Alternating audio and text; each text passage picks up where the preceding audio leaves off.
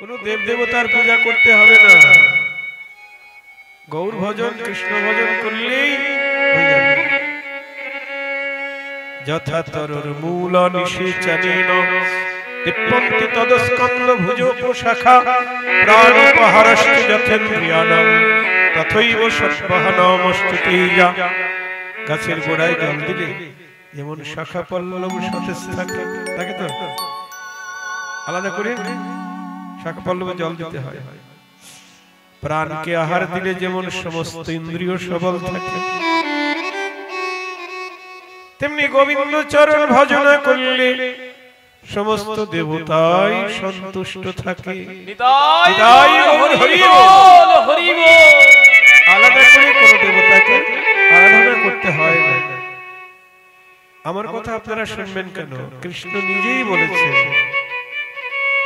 সর্বধর্মান, তারপর কি যেন জোরে বলুন, সর্বধর্মান পরিত্যাজ্য মামেকং শরণং ব্রজ অহং ত্বাং সর্বপাপেভ্যো মোক্ষয়িষ্যামি মা শুচ। হে অর্জুন, সকল ধর্ম ত্যাগ করে আমার শরণ নাও, আমি তোমাকে সকল পাপ থেকে রক্ষা করব। মানে আপনি যত ধর্ম কর্ম করেন না কেন, ৩৩ কোটি দেবতার পূজা করেও যদি যাগযজ্ঞ হোম করেও যদি আপনি কৃষ্ণকে ভজন না করেন, তাহলে নরকে যেতে হবে।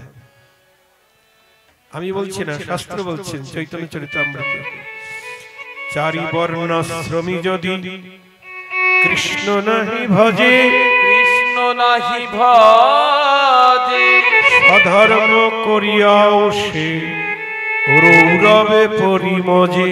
অধর্ম করিয়াও সে রৌরবে পরিমজে। সর্বধর্ম পালন করি মানে বর্ণ এবং আশ্রম ধর্ম, ব্রাহ্মণ বৈশ্য ক্ষত্রিয় শূদ্র, কালকে সব বলেছি আমি। তারপরে ব্রহ্মচর্য, গার্হস্থ্য, বানপ্রস্থ, সন্ন্যাস, এসব ধর্মকর্ম পালন করেও যদি কৃষ্ণকে ভালো না বাসে, স্বধর্ম পালন করেও সে নরকে যাবে, রৌরব নামক নরক, সেখানে যাবে। সাধু সাবধান, জোরে বলুন, সাধু সাবধান। আমাদের সময় তো কম, মানব জীবন অল্প পরমায়ু, কিন্তু অনেক দূরের পথ যেতে হবে। এই জন্য খুব সহজে যাতে যাওয়া যায়, আমাদের গন্তব্যস্থল কোথায়? বৃন্দাবন বা নবদ্বীপ, তাই না? গন্তব্যস্থান বৃন্দাবন নবদ্বীপ, নবদ্বীপ হয়ে বৃন্দাবন যেতে হবে। আপনারা বলবেন আমরা এখান থেকে হাওড়ায় যাব, ওখান থেকে ট্রেন ধরে বৃন্দাবন চলে যাব, নবদ্বীপ যাব কেন? নবদ্বীপ হয়েই বৃন্দাবন যেতে হবে। এটা হলো ভজনের রাস্তা। ব্রজে রাধা কৃষ্ণের যুগল সেবা পেতে গেলে আগে নিতাই গৌরীর চরণ ধরতে হবে।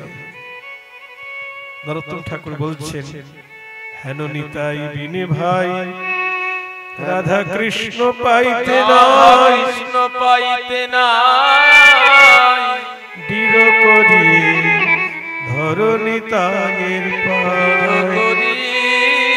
ধর নিতাইয়ের পাই।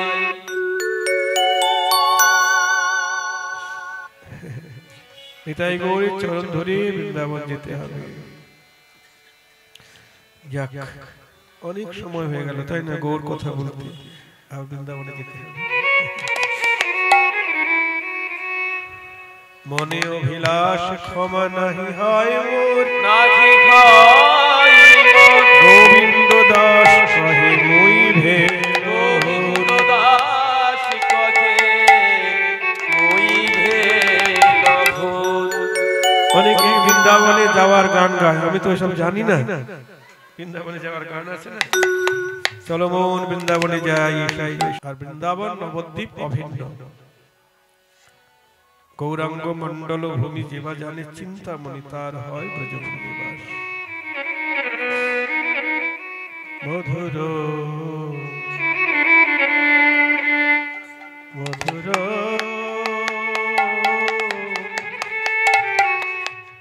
মধুর মধুর শ্রী বৃন্দাবন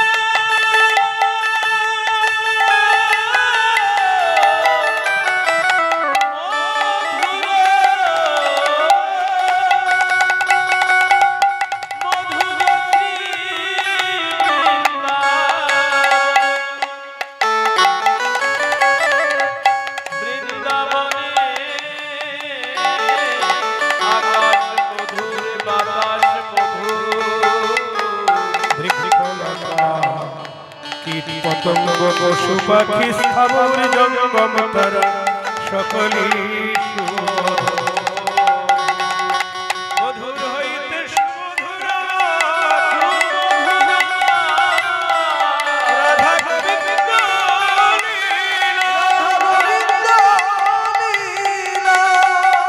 মধুর হইতে সুমধুর তাহা হইতে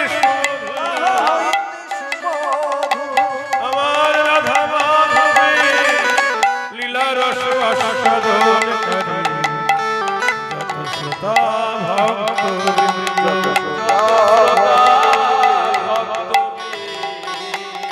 সর্বশ্রোতা বৈষ্ণব চরণে করি নমস্কার। সব চরণ ধুলি দেহ মস্তকে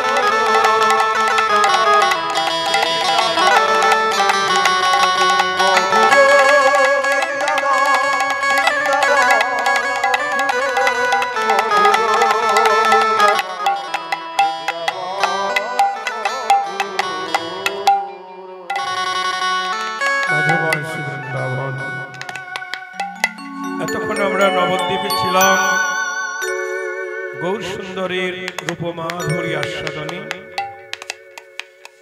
এবার সবাই বৃন্দাবনে এসেছি। এখন আমরা দেখব রাধারানীর নয়নে কৃষ্ণ কত সুন্দর। রূপ তো সবাই দর্শন করে বৃন্দাবন, কিন্তু পরিপূর্ণ দর্শন আমার রাধারানীর নয়ন। নয়ন থাকলেই রূপ দর্শন হবে না, নয়নের সঙ্গে আর কি থাকতে হবে গো? বলুন, কি থাকতে হবে? নয়নের সঙ্গে আর কি দরকার? প্রেম। হ্যাঁ, যার যেমন প্রেম তার তেমন আস্বাদন হবে। দাস্য প্রেমে একরকম দর্শন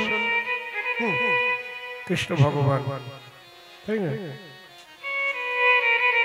তবে ব্রজের যারা দাস্য রসের ভক্ত রক্তপত্র তারা কিন্তু কৃষ্ণকে ভগবান চিন্তা করে।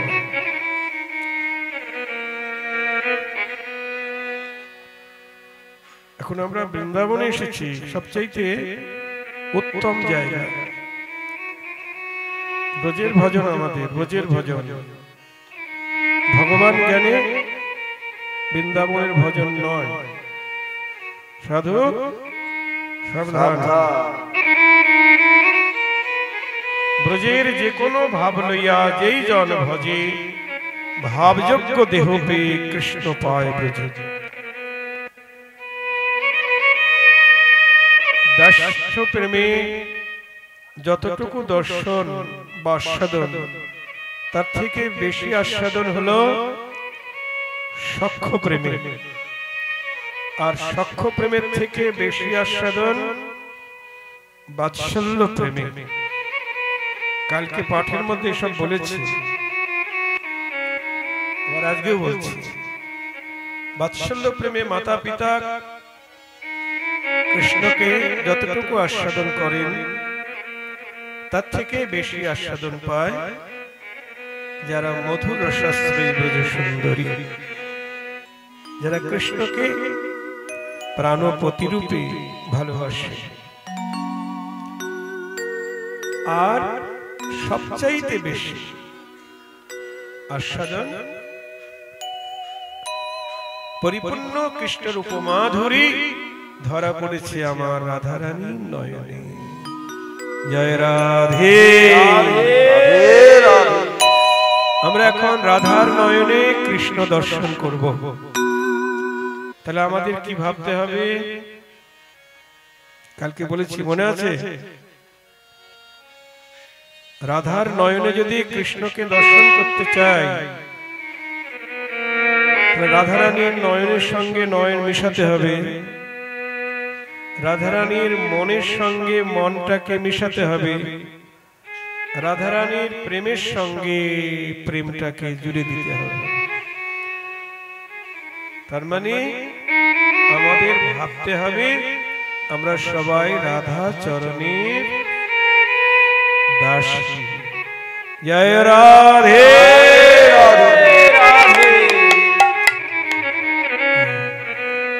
তবে আমরা রাধারানীর মুখে যে রূপের বর্ণনা আমরা আস্বাদন করে আনন্দ পাব, সুখ পাব।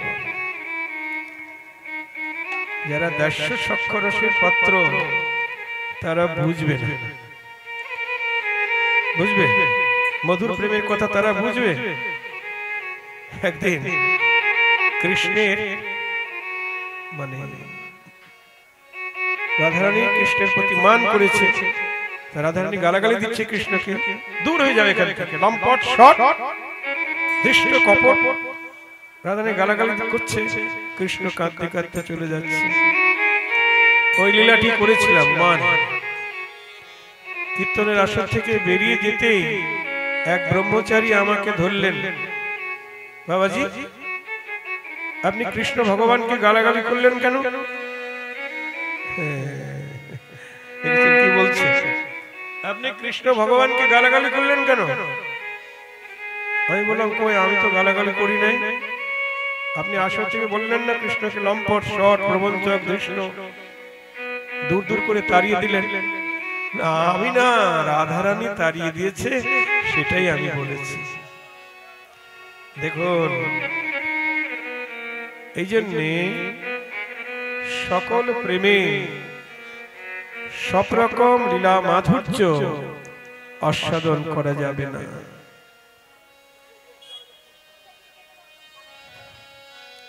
তাহলে আমাদের সবাইকে ভাবতে হবে রাধা চরণের দাসী, দাসী বন্দী। এখনকার বিষয় কৃষ্ণের রূপ বর্ণন বা রূপানুরাগ।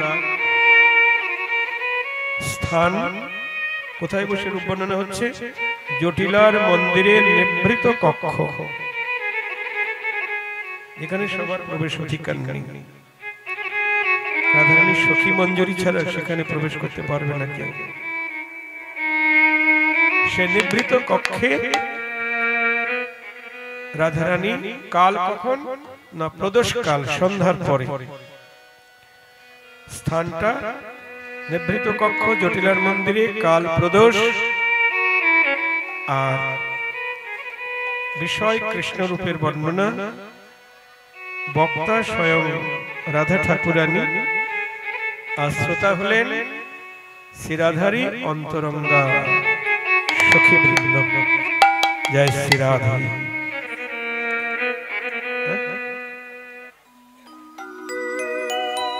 ও ভিক্ষা ভিক্ষা করবে? আচ্ছা, ওই সত্যের গ্রাম ছিল, একটা গল্প করি। সত্যের গ্রাম, এই ভালো গল্প, এটা অন্য কোনো চোর ডাকাতের গল্প না। সত্যের গ্রাম, সে গ্রামের সবাই সত্য কথা বলে। তো বিদেশ থেকে একজন যুবক ওই গ্রামে এসেছে। সত্যের গ্রাম ভাবছে এখানে সবাই সত্য কথা বলে। বৃদ্ধ মা তাকে বলছেন, ঠাকুমা আপনার বয়স কত হবে? তা বৃদ্ধার দাঁত পড়ে গেছে, তো বলছে আর কত হবে, 12 কি 13 হবে। 12 কি 13? এই না সত্যের গ্রাম, এই গ্রামে তো কেউ মিথ্যা কথা বলে না। এই একদম ডাহা মিথ্যা কথা বলছে। 80 বছরের কম না, আর বলছি 12 কি 13। ওখান থেকে গিয়ে আরেক জায়গায় পরীক্ষা করছে, অনেক 5 তলা বাড়ি, অনেক ধানের গোলা টোলা আছে। জিজ্ঞেস করছে, দাদা আপনি কত টাকার মালিক? বলছে বেশি নাই, 500 টাকা আর 1 মণ চাল। এই তো মিথ্যাবাদী, রেগে চলে যাচ্ছে। তখন ওই গ্রামেরই এক যুবকের সঙ্গে দেখা। কি দাদা কোথায় বাড়ি, কোথা থেকে এসেছে? আরে এসেছিলাম তো কলকাতা থেকে, শুনলাম এটা সত্যের গ্রাম, কিন্তু এসে যা পরিচয় পেলাম সব মিথ্যাবাদী। কি বলছেন, আমাদের গ্রামের বদনাম করছেন? না না, তাই তো পরিচয় পেলাম, 80 বছরের বুড়ি, বলে আমার বয়স 12 কি 13। আবার মানে অসংখ্য ধানের গোলা, 5 তলা বাড়ি, বলে 1 মণ চাল, 500 টাকার মালিক। এসব মিথ্যাবাদী না? গ্রামের যুবক ভাবছে গ্রামের বদনাম হচ্ছে। তখন গিয়ে 80 বছরের বুড়ির কাছে বলছে, ঠাকুমা কি ভাই আপনি বলেছেন আমার বয়স 12 কি 13? হ্যাঁ বলেছি। কেন বললেন? আপনার বয়স তো 80-র নিচে না, কেন বললেন 12 কি 13? বলছে ভাই তোমাদের বিচারে আমার বয়স 80 ঠিক আছে, কিন্তু কাজে তো লাগলো না, সব বৃথায় চলে গেল। এই 12-13 বছর আগে গুরুদেবের চরণ আশ্রয় করে দীক্ষা নিয়ে একটু গৌর গোবিন্দের স্মরণ মনন করছি, ওটাকেই আমি হিসাবের মধ্যে ধরেছি। দীক্ষাকালে নতুন জন্ম হয়, মাতা পিতা জন্ম দেয়, তারপরে দীক্ষা নিলে নতুন জন্ম হয়। ওই জন্য বলেছি আমার বয়স 12 কি 13। তখন যুবক 2 জন চরণে প্রণাম করে বলছে, ঠাকুমা আপনি যথার্থ সত্যবাদী, যথার্থ সত্যবাদী।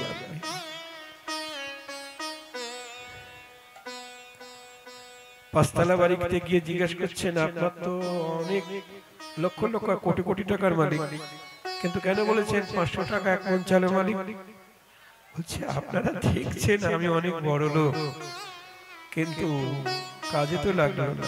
ভগবত সেবায় আমার সম্পদ লাগে নাই, আমার পুত্র পরিজন স্ত্রী এরা হরিভক্তি বিমুখ, ওদের জন্য ভগবত সেবায় কিছু দিতে পারি না। তা গ্রামে উৎসবটা হয়, ওখানে 500 টাকার 1 মণ চাল দিয়েছি, তাই এটাই আমার প্রকৃত সম্পদ। আর যা দেখছেন এগুলি আমি সবার মধ্যে ধরি, তাহলে বুঝো যদি গৌর গোবিন্দের সেবায় না লাগলো, গুরু বৈষ্ণবের সেবায় না লাগলো, তো ভূতের বেগার খাটে গেলাম। ভূতে খাবে এইসব ব্যাংক ব্যালেন্স। এই উপাখ্যানটি কেন বললাম? এখানে প্রতি বছর এরা এই উৎসবটি করে, তা ভিক্ষা ছাড়া কখনো এসব মহৎ কাজ হয় না। যে রাজাধিরাজ তাকেও ভিক্ষা করতে হয়, ভিক্ষা না করলে শিক্ষা হয় না, আর ভিক্ষা করেই মহোৎসব করতে হয়। তাই ছেলেরা যাচ্ছে আপনাদের কাছে, আপনারা যতটা পারেন ওদের ভিক্ষার ঝুলিতে দিয়ে দিবেন। এই চলে আসো, এবার ভিক্ষার ঝুলি নিয়ে আপনাদের কাছে আসবে, আপনারা কেউ যাবেন না। আচ্ছা, তাহলে বক্তা স্বয়ং রাধারানী না। আপনারা অনেকেই হয়তো ভাবছেন আগামীকাল একাদশী, কিন্তু কালকে একাদশী নয়। বিশুদ্ধ সিদ্ধান্ত পঞ্জিকা মতে আগামীকালের একাদশী দ্বাদশী বিদ্যা। বিশুদ্ধ সিদ্ধান্ত পঞ্জিকা মতে আজকে ভোর 5টা 5 মিনিট পর্যন্ত দশমী আছে। তার মানে দশমীর পরে একাদশী লাগবে। যেহেতু ভোর 5টা পর্যন্ত দশমী আছে, এই জন্য দশমী একাদশীকে স্পর্শ করেছে। এই জন্য কালকে একাদশী ব্রত হবে না।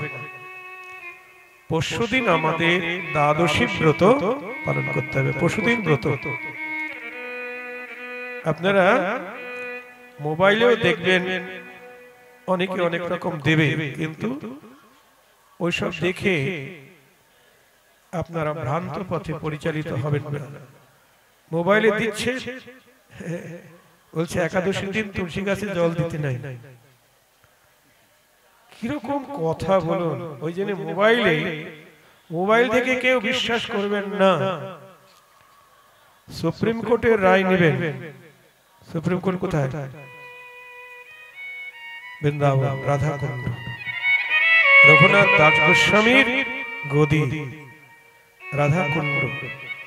ওখান থেকে প্রকাশিত ব্রত তালিকা আপনারা পারলে সংগ্রহ করবেন এবং সেই মতেই ব্রত পালন করতে হবে। জয় শ্রী রাধা। কালকেই সবাই প্রসাদ পাবেন। কালকে আমাদের ব্রত নয়, পরশুদিন ব্রত হবে, দ্বাদশী ব্রত। একাদশী বৃদ্ধা হলে ওই দশমী বৃদ্ধা একাদশী হলে সেটা বাদ দিয়ে দ্বাদশী ব্রত পালন করতে হবে, পালন করতে হবে।